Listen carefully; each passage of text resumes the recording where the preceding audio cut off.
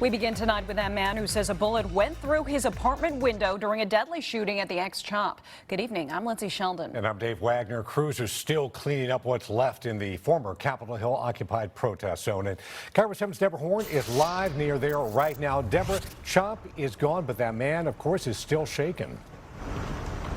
So shaken, Dave. He says he hasn't slept in his apartment since the shooting happened. And even the fact that this East Precinct has reopened isn't much comfort to him either. I realized something was happening when I woke up at about 3 in the morning, and I felt this weird tingling, and I thought, why am I covered in sand? He is too afraid for you to see his face or hear his natural voice. But he says he was asleep early Monday morning when occupants in a Jeep Cherokee allegedly shot at Chop protesters who returned fire. A stray bullet shattered his bedroom window and his sense of safety.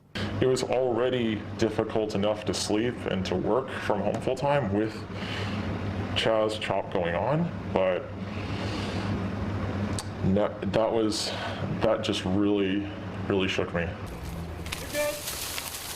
We talked to him an hour after the streets around the East Precinct were reopened to vehicle and foot traffic for the first time in weeks. This after Seattle police cleared out the Chop to make way for their return.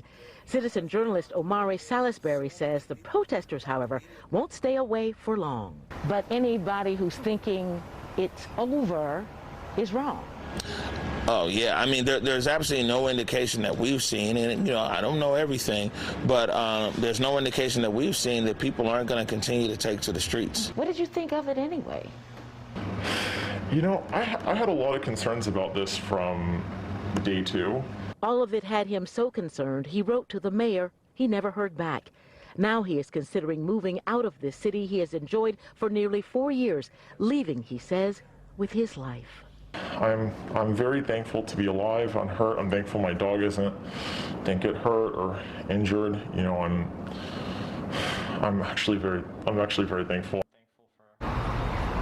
In fact, he has been staying with his parents since the shooting. He says he won't return at least until his window is fixed.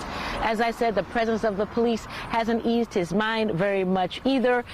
And he says he isn't sure how long he will stay here once he moves back in. Reporting live on Capitol Hill, Deborah Horne, KIRO 7 News.